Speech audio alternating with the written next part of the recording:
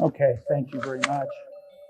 Um, Zack Cooper is the co-director of the Alliance for Securing Democracy and a senior fellow at the German Marshall Fund of the United States. Serves as a research fellow for the American Enterprise Institute, studies US defense strategy and alliances in Asia. I could tell you more about him, but that would probably just increase our feedback problem. So without further ado, we will turn the time over to Zack. Thank you so much for joining us today. Thank you so much. It's great to be with all of you. And I wish I could be there in person, but it's nice to actually be able to. What I would talk about today is a little bit about what we're seeing in terms of foreign interference in particular in our democracy. And obviously this is an issue that's in the news right now. It is something I spend a lot of time on. We have a team, as Professor Benfeld said, of about 20 people at the Alliance for Securing Democracy, which is focused largely on how to protect our democracy against foreign interference. And I co-direct that team along with the head of foreign policy from the 2016 campaign for Hillary Clinton. So we have a bipartisan group. And I think one of the real challenges is that this should be a bipartisan issue, but we've really been facing some tough sledding on that front, and in particular over the last few months. So I thought I would run through a couple of the challenges we're seeing, both from Russia and from China, and then talk about some of the domestic political challenges here at home, which are serious. I'll probably talk for about 20, 25 minutes, and then I'm really looking forward to a conversation with all of you. So I think the place to start is by acknowledging that we're seeing two different kinds of challenges to our democracy. So one is from Russia, and this is the one that we all know a little bit better, right? Let's be very clear about this. Russia tried to meddle in the 2016 election. It was somewhat successful. We do not know exactly how successful it was. There's been a lot of work that's gone into whether Russia shifted the outcome of the election or not. And the bottom line is we don't know. But Russia absolutely interfered with the election. And they did this in a whole variety of ways. And there's some great bipartisan research about this. In fact, the best research, I think, has come out of the Senate Select Committee on Intelligence, which has released a series of reports about interference in the election.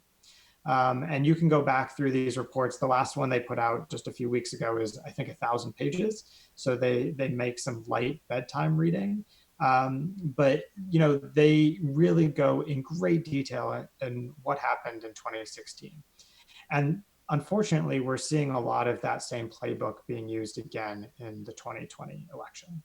So the best reliable source of information on this is the US intelligence community. There is a person in the US intelligence community who's responsible for reporting out this information on election interference to Congress and to the American people. And he has asserted about a month ago that Russia once again is trying to interfere in the US elections. It's doing that in a couple of ways. One is that it is trying to damage Joe Biden's standing, particularly with certain groups of voters that the Russians think that they can influence. They do that in multiple ways. One of those is by using social media to shape narratives in ways that work against the Biden campaign and help President Trump. And we at the Alliance for Securing Democracy, we actually track this. We have a website that looks at all of the social media accounts from Russia, China, and Iran. It also looks at the activity that they do, not just on Facebook and Twitter, but also on YouTube. So you can go search the videos that they've posted from the state media.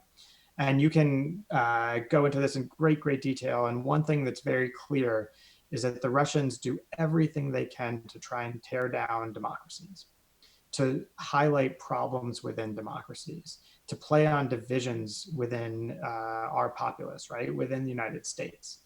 And so one of the real challenges we have is that things that used to be just domestic challenges are now, in some cases, national security challenges, because they're the avenues that Russia in particular is using to try and divide Americans. So the huge amount of polarization that we have in our country right now is actually something that Russia has used to its advantage. I'll give you a couple of examples. Not a typical issue you would think that the Russian government would be talking about, given how deeply problematic race relations are in Russia. But the Russian government and groups that it has worked closely with have played on the Black Lives Matter campaign to try and divide Americans. So they're using issues that Americans with good reason disagree about, but they're using them in highly political ways to influence the outcome of our American debates. And that's highly problematic. And so you can see this on social media through the hundreds of thousands of accounts that have been taken down by Twitter and Facebook that are fake accounts, sometimes run by real people, sometimes not. My favorite recent example of this is that if you go onto Twitter, you can always find the people that are following you.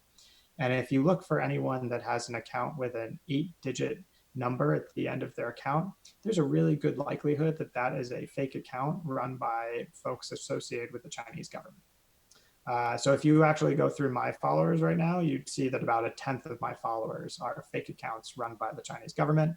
And they have all kinds of different backgrounds if you actually read through the accounts. Some of them look like they are people, just random Americans who are really pro-China. Others look like random Americans who are really anti-China. A bunch of them appear like they are based in the Gulf, in the United Arab Emirates, but happen to follow a whole lot of Chinese Twitter accounts. So you see a lot of really strange things, but one thing that we've tried to do is actually aggregate these and understand what the messages are that they're trying to convey. And what we see from Russia is just an effort to show the problems with democracy, right? To argue that democracy doesn't work. So every time that we have a challenge at home, that's something that the Russian government plays up. You can actually go and track on our website the issues that are most talked about by Russian state media. They have almost nothing to do about Russia. They don't talk about Russia, in fact. They talk about the United States, they talk about Europe and how terribly our democracies are handling the COVID pandemic. They talk about race relations here. They talk about all kinds of different political issues that are divisive. That is very different, however, from what we see from the Chinese government. And going back to what the US intelligence community has assessed, I mentioned that the intelligence community assesses that Russia is actively trying to intervene in the election and change the outcome and make sure that Joe Biden doesn't get into office. On the other hand, the intelligence community has assessed that China would prefer to have Joe Biden win, but they have not assessed that China is actually actively interfering in the election, trying to change the outcome. What they have assessed is that China is willing to use certain actions that they know might alter the outcome of the election, but that's not the intent. So let me give you one example. As you may have heard, the US and China have a bit of a trade dispute going on. They signed a trade deal in January that was meant to manage some of these problems, but they haven't gone away, unfortunately. And so one thing that we've seen discussed a lot is that the Chinese government has actually been buying soybeans from parts of the Midwest that are really, really important for electoral reasons, right?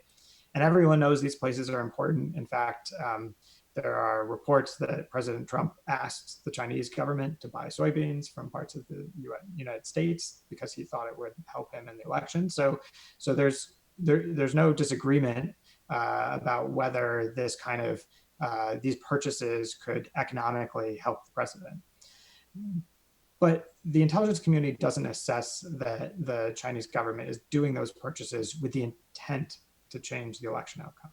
And that's what's really different with the Russians. What the Russians are doing in large part is actually intended to change the outcome of the election. The Chinese just know that it might alter the election, but that's not necessarily why they're taking certain actions.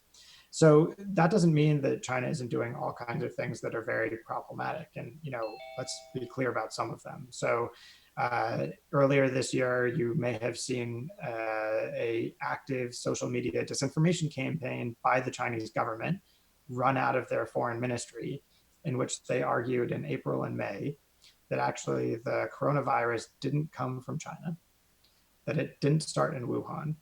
It actually started in the United States, and that a US Army team brought it to China, to Wuhan, when they came there for an athletic event. That is a lie. It was perpetrated by the Chinese government, by the foreign ministry, in fact, by the spokespeople for their foreign ministry. So, this is just incredibly frustrating for a lot of us that deal with China. A lot of that behavior is something that's been encouraged by what the Chinese call wolf warrior diplomacy. So there's a movie that a couple of you might have seen called the Wolf Warrior movies, about really nationalistic Chinese that go overseas and fight for the Communist Party abroad. And now its diplomats are doing something similar, and they call that wolf warrior diplomacy. And they are fighting, in their view, to change the image of China on the world stage and make it a much more positive one than it has been to date. And so this has included, as I said, the Disinformation Campaign about where COVID started. Sometimes, by the way, that campaign has said that it started in the United States. They ran another campaign that said that it actually started in Italy.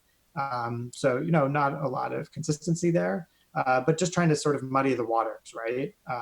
And argue that it wasn't the Communist Party's fault that the virus started or spread, and that they didn't get control of it earlier. Another thing we've seen from the Communist Party is an active disinformation campaign against Hong Kong, against the protesters there. So the very first disinformation campaign on US social media that the Chinese government ever did was last year around Hong Kong. And the goal was to suggest that the perpetrators of the protests in Hong Kong were actually perpetrators of violence, and they therefore were not a good example of what a democracy should be looking for, and that in fact this is the kind of unsteadiness that you see in democracies, and only an authoritarian system can bring steadiness and economic growth and all the like. So China is engaged absolutely in disinformation. It's engaged in a huge amount of censorship, as you all probably know. So my favorite example of this is that the US ambassador to China last week tried to publish an op-ed in the main Chinese newspaper called China Daily. He unfortunately had his op-ed rejected because they said it wasn't up to their standards. Of course, the reason they rejected it is they didn't like the message, and the Communist Party didn't like the message, so they didn't want to spread it. But what happens here when the Chinese ambassador tries to write a story? Well, it gets in the newspaper. Just in the last 6 months, he's had op-eds in the Washington Post, the New York Times, Politico. So we have a real asymmetry in the kinds of information that are allowed in the United States and that are allowed in China. And one of those is about what happens on Twitter or Facebook, right? So for those of you that have been in China, you'll know you can't get to Google. You can't get to Google services. That means you can't get to Gmail. You can't get to YouTube. You can't get to Twitter or Facebook. You couldn't read the New York Times or the Washington Post in China, et cetera, et cetera. And yet the Chinese government uses actively Facebook and Twitter to message to Americans and to others in other democracies around the world. And that's a big problem, right? It's something that we really haven't gotten our hands around how to deal with. There's obviously been some good moves, I think, by Facebook, Twitter, and others to try and label content from foreign governments or foreign actors that are potentially problematic. So now if you go on Twitter and you click the link for the spokesperson for the Ministry of Foreign Affairs for China, it actually will say underneath their name, it will say China government account. So you've got a little bit more information about where this person is coming from. But in general, it's still this strange asymmetry where you'll have Chinese officials complaining on Twitter about how their access in the United States is limited when the actual very platform that they're complaining on is barred in China by the Chinese government, right? Another great example is you've probably heard a lot of complaining about the company Huawei, which makes phones and networking devices and base stations for 5G networks, among other things. So China is very frustrated that Huawei is not allowed to operate in the United States anymore. Of course, no US major telecom has been able to operate in China, period, for decades. So we're in this strange world where we have competitors in Russia and China and elsewhere who have limited our access into their societies and yet still have deep access into our society. And that's one of the real asymmetries that we have to deal with. And one of the things that some have been suggesting is that we should adopt a very reciprocal approach, right? That any area in which Russia or China act in the United States is an area where we should then be able to act in their own home countries.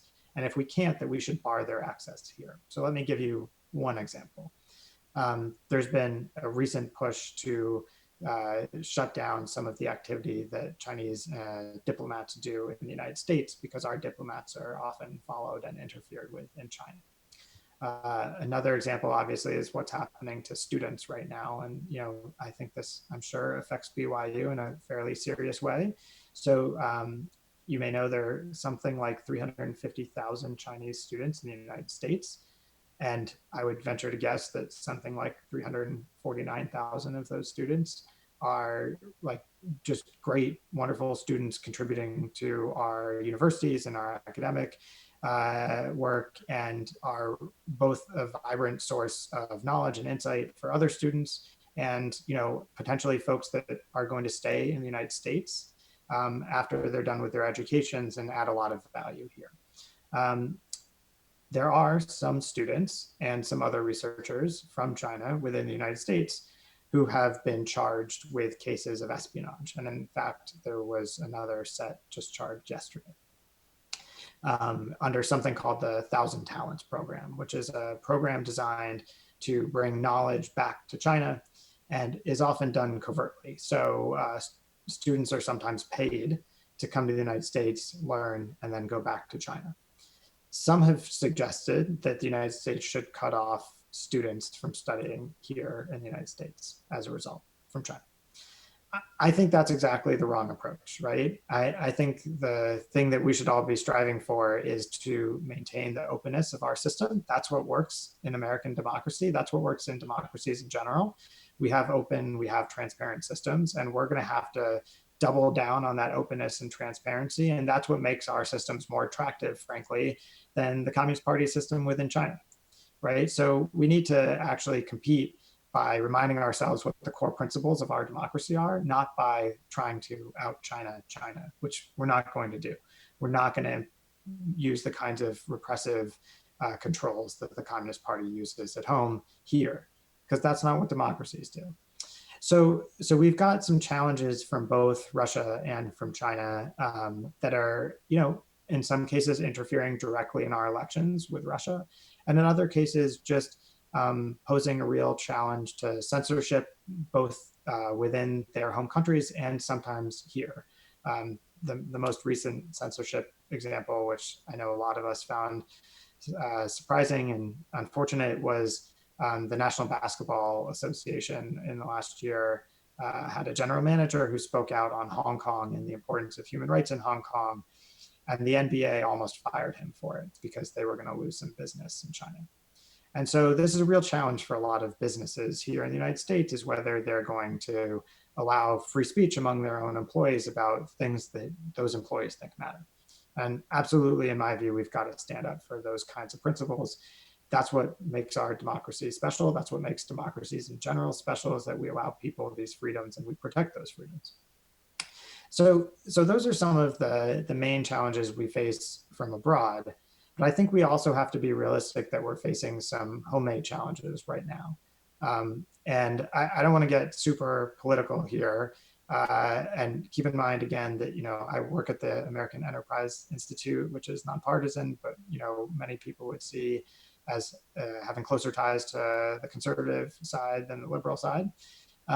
So I think it's important for us to note that the challenges we're seeing are challenges to the very foundations of our democracy, right? So if you were to ask the average Democrat right now whether they trust the US intelligence community to report fairly on foreign interference in our election, I think the answer would be no. right? We've had some recent statements by the Director of National Intelligence, the Attorney General, the President, that are not quite in line with actually the findings of the US intelligence community. And a lot of Democrats feel, therefore, that the administration is trying to bias the intelligence community's findings against them and use this as a political tool in the election. On the other hand, obviously you have a lot of Republicans who believe that the very opposite thing happened in 2016 and that Russian interference in the election then was entirely a hoax perpetrated by the Obama administration and those that it had in office. I don't want to get deep into those two debates. I think I'm pretty clear on where I stand on them. But I think what's important for us to realize is our democracy requires people to actually believe that their votes matter and their votes are counted accurately. And in fact, that the system is going to report out the results that reflect the will of the people. And that the system also is willing to speak openly about threats to the democracy and let the data go wherever it should.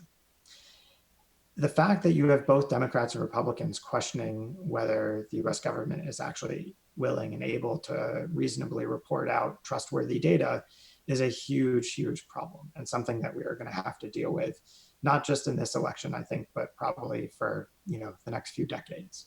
So we've got a real problem in terms of our reporting and our understanding on foreign interference. Another problem we have that, in my view, just doesn't get enough attention is the fact that we're heading into an election where we're probably not going to know the outcome, certainly in the night after the election, but maybe not for a couple of weeks, right? And the American people are going to have a hard time with that, I think. If you look at what happened in the Democratic primary right after Iowa, I was one of the people waiting up, trying to see what the results were going to show that night. There was a lot of concern, right, that there had been some malign interference, whether it was foreign interference or some sort of domestic interference with the app that was used to tally votes in Iowa. We're going to see these problems over and over again in state after state in early November. And it's entirely possible that we're going to see a contested election. I think a lot of you probably were not around or were too young to remember the hanging chads in Florida and the Bush versus Gore election. But I can tell you,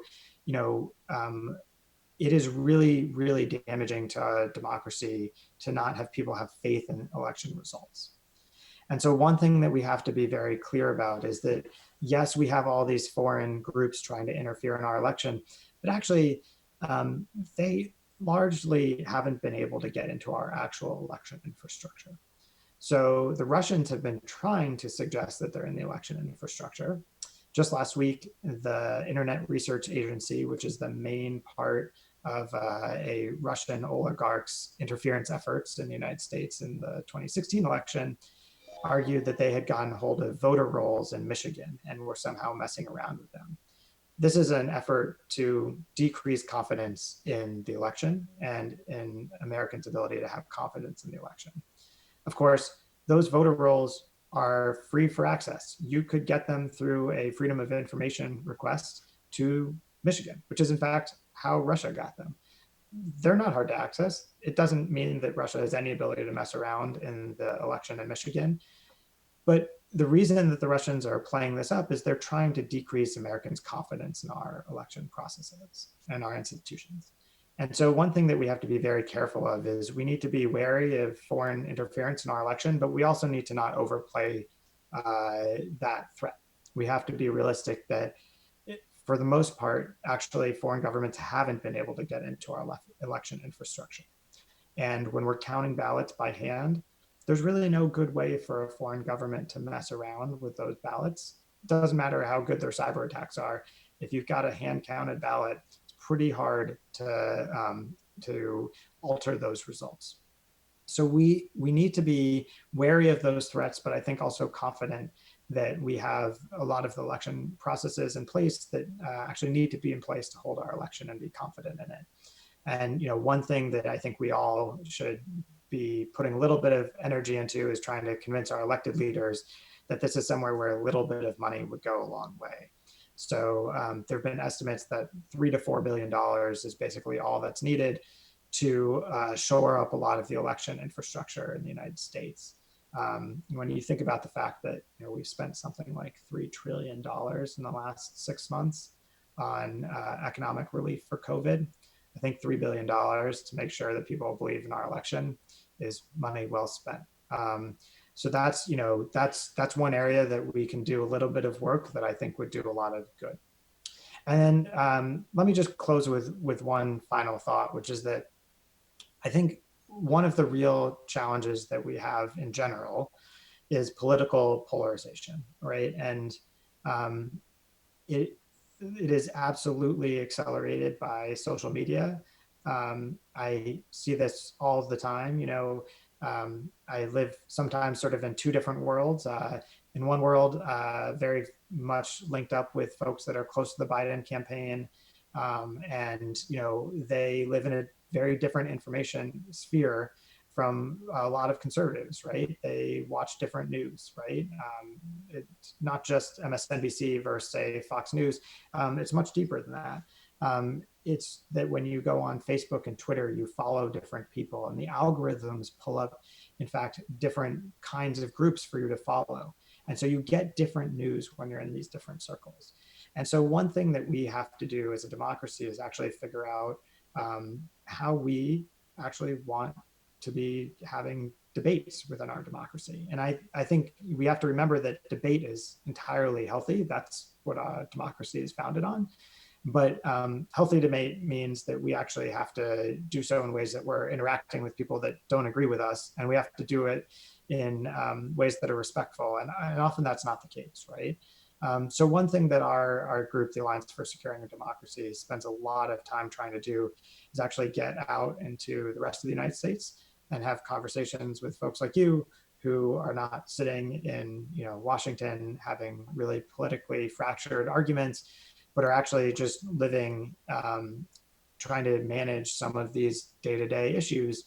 And I think it's been really interesting for me that actually if you go out to the rest of the country, and it's been tough the last 6 months doing a lot of this by Zoom, but places like Cleveland and Birmingham, Alabama, and a bunch of folks, areas on the West Coast, and Detroit, like there's actually a huge amount of agreement on the kinds of challenges that people think our country is facing, and agreement that we have to work together to deal with them.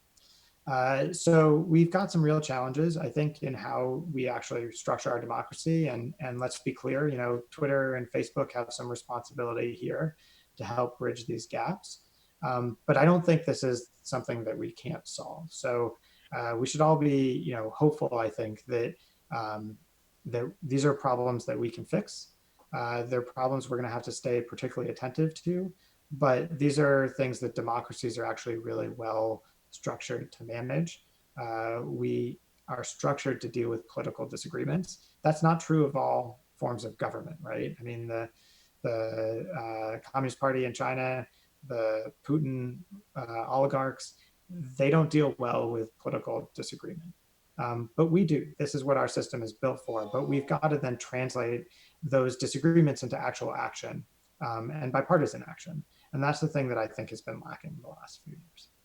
So why don't I leave it there? Really looking forward to a conversation with all of you. And thanks for taking the time to listen to the opening remarks.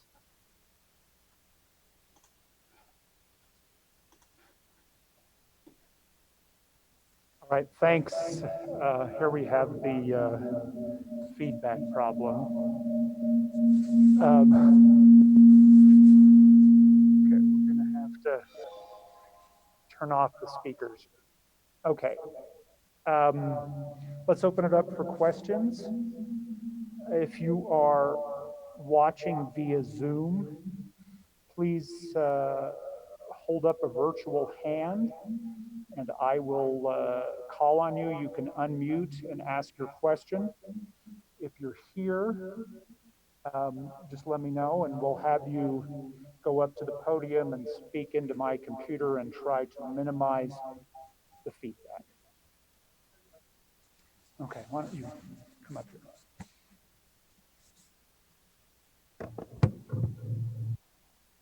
Tell us your name. Hi, my name is Noah. I'm a film major. I, as you were talking, I was thinking about how difficult it can be to digest media, especially because there is interference that you brought up. So especially for the demographic of this class of people who are new voters, who this is likely their first or second election voting in, what questions would you suggest we ask of ourselves and of the media that we are digesting right now? It's such a good question. I think the place to start is you just have to begin by consuming a variety of media. And I think, so so often it's easy now to get stuck in a small media ecosystem, right? You read just a handful of websites or you see what pops up on Facebook. Um, you know, I I'll give you an example. So I went to schools that were largely populated by people who are very liberal leaning, and so my Facebook feed is almost entirely folks who are very pro Joe Biden, right? Um, and and yet if I go on Fox News, I find a totally different set of stories. Like they're in two different worlds, right? You might see the headlines on Fox News one day and they don't seem to have anything to do with the conversations that my friends that I went to college and graduate school are having. So I think one thing that we all have to do is try and consume a lot of media and do it critically, right? Just the same way you do in a class, right? So when you sit down in a class and you read something, you don't automatically assume it's right. You think about the argument and you debate whether you actually think the argument's right or not and whether they've marshaled the evidence. I think unfortunately now you're going to have to do a bit more of that when you're reading news media. And that puts a little bit of a burden on people in our society to actually be able to make those judgments and to put the time in to read a variety of sources. And I think one thing you find obviously is that some sources are better than others, and some sources are better on different issues than others, right? So I'll give you an example. I read the New York Times most days. I find the reporting in the New York Times to be really high quality. I disagree very strongly with the editorial positions in the New York Times on a whole set of issues. And that's not actually anything about the politics of the Times. I actually just think they're actually incorrect on some foreign policy issues that I work on because they don't know very much. But the reporters are fantastic. And I think you're going to find the same thing on any website you go to, right? Um, a bunch of my colleagues at AI have columns at the Washington Post or the Wall Street Journal. And I'll tell you, I often very strongly disagree with the things they write in the Washington Post or the Wall Street Journal. Like, so I think you just have to read media very critically. I think that's step number one. And you're all in school doing that every day with everything you read while you're in school. So there's no reason not to do that when you're reading media accounts, right? And that means it takes a bit of time, but you start to realize like who the reporters are and what angles they know more about and what angles they know less about. And those kinds of things are actually really important. Another thing is I do really think it's useful to try and expose yourself to some groups on social media that don't have the same views that you have. You might not be convinced, but I think you'll just end up with different opinions about whether the folks that disagree with you are doing it because they are evil and have some sort of malice behind their views, or whether they actually believe what they're saying, right? So I'll give you one example of this. The person that hired me at the American Enterprise Institute is a woman named Danielle Pletka, and she just wrote a piece in the Washington Post explaining why she thinks she's going to vote for Donald Trump this year instead of Joe Biden, and noting that last time in 2016, she did not vote for Donald Trump. You can imagine that a lot of my friends have said that they think that this is disingenuous. They don't actually believe this. They just think she's trying to get attention in the news media. But actually, I think part of our job is to take seriously these views, right? And even views that you disagree with, and take the people seriously and try and understand where they're coming from. And that's a little bit of what is really hard if you live in a media ecosystem or a social media ecosystem where you actually don't interact with people who disagree with you. So some of this, I think, is just having some of those hard conversations. And the last point I would make on this is it's a little bit like being in a relationship, right? There are ways you can have arguments in a relationship that mean that you can still continue to live with that person even after you've had the argument. And then there are ways that you can have arguments that don't lead down that path. And I think some of the shouting that we've gotten pretty used to because it gets attention on short tweets or media tidbits is actually not a very productive way for us to have debates. And so sometimes that might just mean not having a debate on Twitter or in comments on Facebook, and actually just trying to have a more serious conversation with somebody that you disagree with offline. And there's nothing wrong with that, right? I actually think that's kind of the way our democracy usually works, is people in small groups having arguments and like oftentimes in person. So I think those are some of the things that we can do. But look, this isn't an easy problem to solve, and if it was, it would have been solved already. So I think it's going to be sort of a nationwide issue the next few decades to figure out how we can access a broader swath of information. Thank you. Other questions?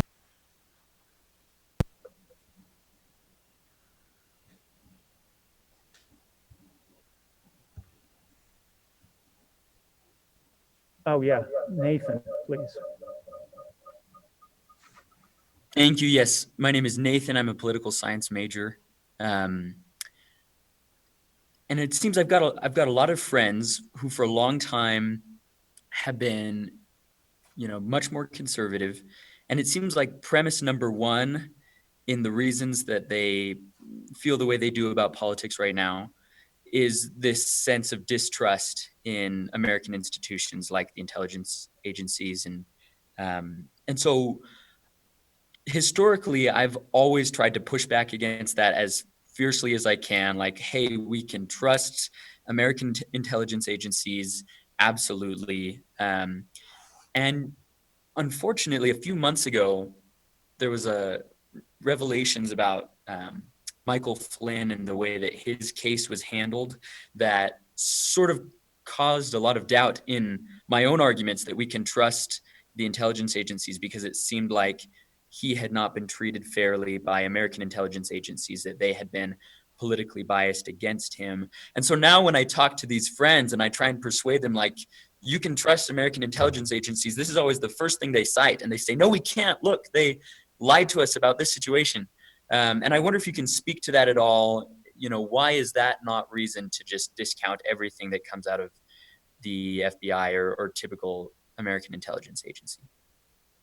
Yeah, it's a really important question, and it goes to what I said, which is that people on different sides of the aisle are just viewing these issues so differently right now, right? So, to be very honest, my view is that actually I think General Flynn made some mistakes in his outreach to the Russians, and I think the investigation into that was actually being properly handled until it was canceled. So that's my view. But I will tell you, there are a lot of people, as you said, Nathan, that like really disagree with that argument. And part of the problem is that people now see those kinds of decisions as being so political, right? So I think until we build back the trust in the institutions of government, that's not going to change. And let's be honest, there have been a whole series of problems in my mind with those institutions. And I'm a former government employee. I was a civil servant in the Bush administration, and I will tell you, governments make lots and lots of mistakes, right? Anyone who's been in government, the first thing they'll tell you is that government is inefficient, and really often people in government are trying to do the right thing, but bureaucracy is really, really difficult to work through. So yes, governments tend to make mistakes, but one thing that we have to do is to actually, investigate those mistakes, right? And I think part of the problem with, for example, the Flynn case is that you've got an administration investigating a mistake by someone else in the administration. So it's very difficult for people to believe, if you're a Democrat, that the Trump administration is going to fairly investigate what happened with General Flynn. And it's very hard if you're a Republican to believe that the Obama administration was going to fairly investigate it as well. So unfortunately, we're now at a point where neither side tends to believe these findings. I think there are a couple of answers. One is joint congressional investigations, which have been done. So if you actually look at the congressional investigations that have been jointly done into some of these issues, they're pretty good. They're pretty reliable. They're bipartisan. And so I think those are one avenue. Another one, in my view, is to get back to a place where people see, in particular, the FBI and parts of the CIA as being entirely apolitical. And that's how they should be. In my view, like in general, that's what those organizations have been. But that's absolutely, not a view that's shared by a lot of Republicans at this point. So there's no easy solution. It's going to just have to be a process of building back that faith in the institutions. And unfortunately, I think again we're talking about something that's not going to be fixed in the next couple of years.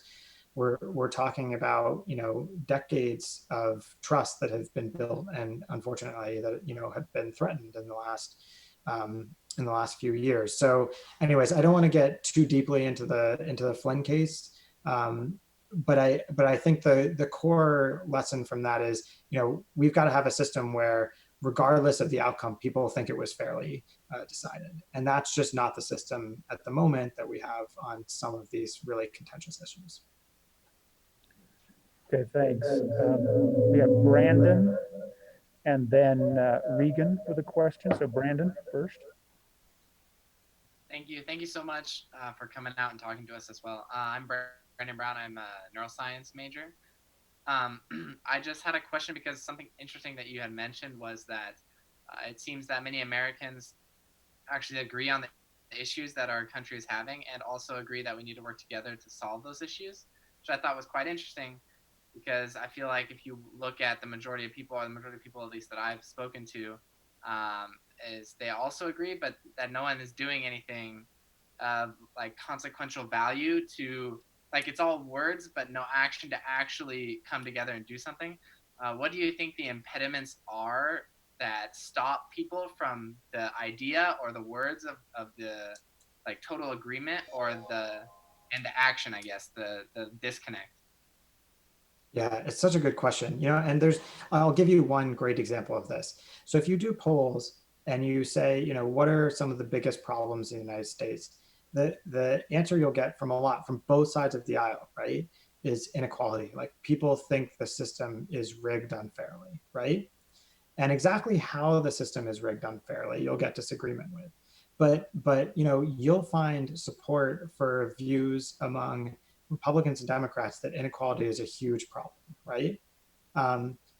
That's the kind of thing that we should be able to cross aisles and actually come up with solutions for. The think tank, one of the think tanks I work at, the American Enterprise Institute, we've done a lot of work on poverty alleviation with a left-leaning institute called the Brookings Institution, where we put forward bipartisan solutions. And I think that's one really important way. But one of the things that's actually the most problematic now is you used to have a lot of members of Congress in particular who are willing to cross the aisle on a certain issue. And that's become harder and harder and harder. And most people think that it's because of polarization, which is true, but also because of the growing strength of the parties themselves.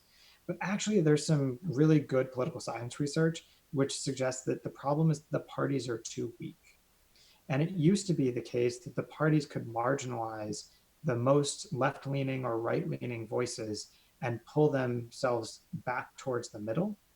And that actually part of what's happened in the last few years is that the Republican Party has been pulled further to the right, and the Democratic Party has been pulled further to the left. And so now you actually have less overlap between the two parties than you used to have. And so I think one of the really critical things that we're going to have to do, and this is unfortunately something that's going to have to come largely from Washington, is just more of an effort by the parties to get a little bit of control around the extremes that they sometimes include.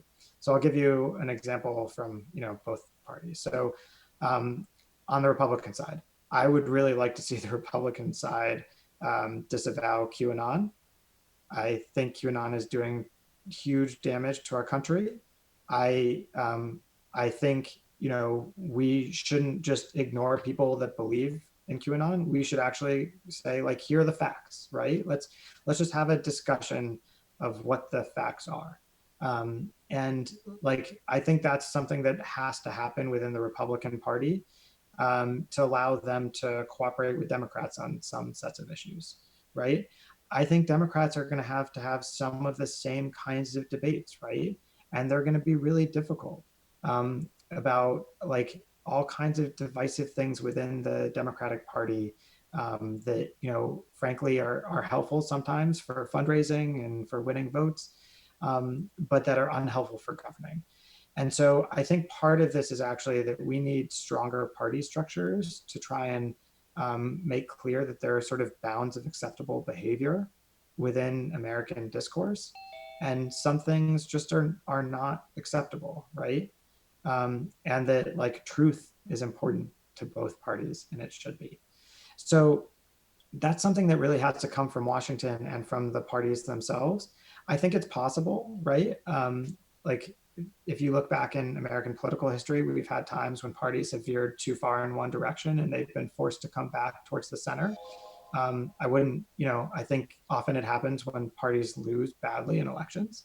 And so, it may be that like you can win 42% of the vote if you're a Republican, but if you're not willing to disavow QAnon, you're not going to get the majority you would need to actually, control the House or the Senate or the presidency. And then you might see a shift within the Republican Party, and same on the Democratic side.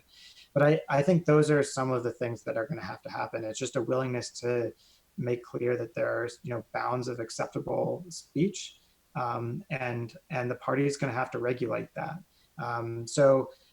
In some senses, this is a way of saying that politicization is bad, but actually party politics themselves aren't bad, right? The parties used to do this policing, and in fact, the weaknesses of the party leadership is part of how we've gotten to this place now. Thanks. Regan. Okay, I'm Reagan, and I'm a business management student. And I was just wondering what the benefit is for Russia and other countries when they try to undermine American democracy, like what the end goal is for them. Yeah, such a good question. So, it's funny, if you were asking about China, I would have said, I think the Chinese goal is just to make China look better in general. On Russia, I actually think it's basically just to make the rest of us look bad. And why is that? Because the Russian system doesn't work, right? You want to talk about inequality, which is something that the Russian government constantly is talking up on social media. And, inequality in Russia, you've got oligarchs who've made huge amounts of money by stealing state resources. It's not like they built big businesses. They just stole parts of the Russian government when it fell apart after the fall of the Soviet Union. And yet Russia here is talking about the problem of inequality, right? It's kind of fantastic. So in general, I would say, I think Vladimir Putin's desire is just to undermine the idea of democracy so that it's not as much of a threat to his hold on power in Russia, right? In fact, like, it's not clear that the Russians often are trying to change what people believe.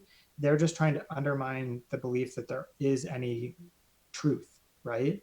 So Russia often will spread like 5 different conspiracy theories which contradict one another, but which just undermine the sense that Americans have whether you can really believe anything.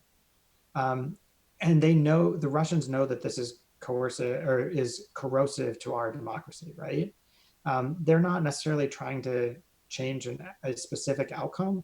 I think they would be perfectly happy just for democracies to be much more challenged than they are. So that's not a great answer, because the answer, I think, is like they don't really have an end goal. everything we see from Russia in particular is just trying to sow chaos. And I think our answer to that, therefore, has to be to double down on facts and truth, and to try and marginalize the voices that Russia tries to support that put forward conspiracy theories, right? And there are lots of them, and we track a lot of them. You can go on our website. It's called the Hamilton 2.0 dashboard. You can go actually look at, in the last hour, what kind of disinformation the Russians have been putting out there. And I promise you, it's like some bit of it will be absolutely crazy. And it's just meant to sow confusion and discord and a lack of belief in truth, I think. Thanks very much. Laura has asked a question on the chat. Maybe we can end with this as we're getting close to 1 o'clock. Do you know of any groups or internships that we can get involved with to work on these kinds of problems as students? Such a good question. So yes, absolutely. They're just a fantastic group of bipartisan places that work on these issues. Some of them are in universities. So some of the best work that's done on social media disinformation, for example, is done at universities. There's a place called the Stanford Internet Observatory, which does some of this out in California. There are a bunch of research institutions in Washington, D.C. So we obviously do a lot of this work. The Atlantic Council has a portion of its work that is focused on disinformation as well, and many others. So I think, yes, absolutely. There are a lot of institutions that are really increasingly focused on this. And I think also you'll see more and more work popping up in academia, because there are a lot of funders who realize just how important it is to get our hands around this problem. So there's a lot of academic research, particularly in political science, but also increasingly in sociology and other areas, looking at how divisions on social media are creating problems within our society. So I think, that's one kind of area that you might look in. And then obviously, I hope all of you, if you're looking for internships, definitely look at our institutions. There are some great internships in Washington, D.C. The downside at the moment is that most of them are virtual, which makes it a little bit more difficult to get to know people on those teams. But, for any of you that are interested in doing this kind of work, I think that's the best way to get into it, is almost always to try and do a little bit of work in Washington and get your feet wet, understanding, the political dynamics and the kinds of research that people do. So, whether it's the German Marshall Fund and or the American Enterprise Institute, or the Atlantic Council, or the RAND Corporation, there are all kinds of great nonpartisan places that are doing this work. And you hopefully through Professor Benfell will be able to get in touch with me, and I'm happy to point you in the direction of a couple of really good lists that explain. They've got lists of maybe 20 or 30 institutions that do this kind of work, and most of those places actually do have internships if you're interested. Thank you. Zack Cooper, thank you so much for joining us today. We apologize for the technical problems, but I think a really rich and engaging conversation. So thank you. Please accept all of our virtual applause. And again, thanks for dropping by. Well, thank you so much for all of you taking the time. It's great to get a chance to chat with you all. And I'm glad that there's so much interest in this subject. It's so important. So thank you, Professor Benfell, for hosting. Really, really appreciate it, and hope you all stay safe and healthy out there.